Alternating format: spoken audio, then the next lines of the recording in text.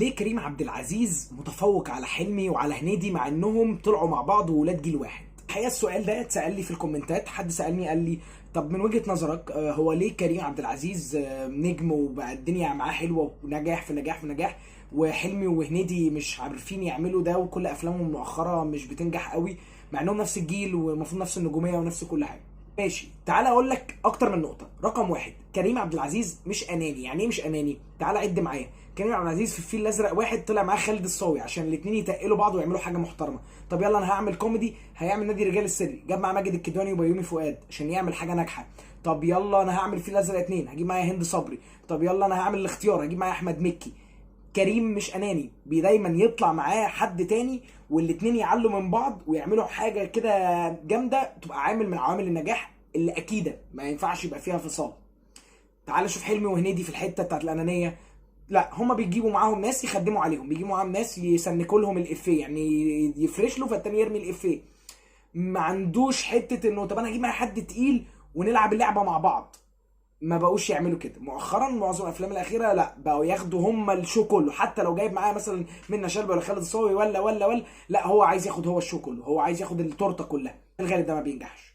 دايما هنيدي وحلمي مؤخرا عشان حلمي كان بيعمل حاجات تحفه زمان، وهنيدي ده الفيفورت بتاعي، ده اكتر حد انا اصلا بيضحكني في الكون يعني. بس اتكلم على الافلام المؤخره عشان احنا بنتكلم على الفتره الاخيره. هنيدي وحلمي في الفتره الاخيره ما بيجددوش، افلامهم كلها نفس الجو نفس التيمه نفس الميه، ما بيعملوش حاجه مختلفه. مش زي زمان كانوا بيعملوا حاجات كل شويه حاجه مختلفه، بالذات حلمي. كريم عبد العزيز مختلف. كريم عبد العزيز مره يعمل لك حاجه ترعبك، ومره حاجه تعيطك، ومره حاجه كوميدي، ومره حاجه تاريخ، ومره حاجه وثائقيه، وكل شويه بحاجه شكل.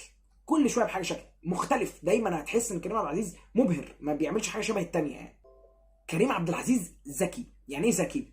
كريم دايما بيلعب لعبه حلوه، يروح للمخرج الشاب الشاطر اللي طالع جديد وعامل حاله حلوه ويشتغل معاه. يعني مثلا بيتر ميمي، يلا انا هشتغل معاه، ده الراجل عامل شغل حلو، عامل نجاحات، مطلع ناس، هشتغل معاه عشان مختلف. مروان حامد، حدث ولا حرج، هشتغل معاه هيطلع مني احلى حاجه.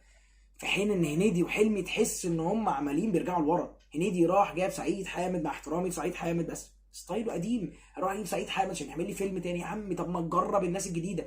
يا هنيدي طب ما تجرب اشتغل مع معتز التوني ولا احمد الجندي، الناس اللي بتطلع كوميديا حلوه. يا حلمي اعمل كده. انا مين عشان انصحك؟ انا مش حاجه عشان انصحك، بس انا بقول لك انه خليك ابديت، خليك شغال على الجيل الجديد من المخرجين، هيطلعوا منك حاجه مختلفه زي ما كريم بيعمل. كل دي اسباب تخليك تشوف ان كريم عبد العزيز هو الوحيد اللي في جيله اللي دلوقتي فارق وبمسافات كبيره قوي عن بقيه الناس. هو فارق عن حلمي، فارق عن هنيدي، فارق عن امثاله من الناس اللي كانوا طالعين معاه. هو تحس ان هو بقى في حته، وهاني رمزي برضه هو تحس ان هو بقى في حته لوحده فوق، واي حاجه ليه بتنجح عشان شاطر ذكي مش اناني ومتجدد.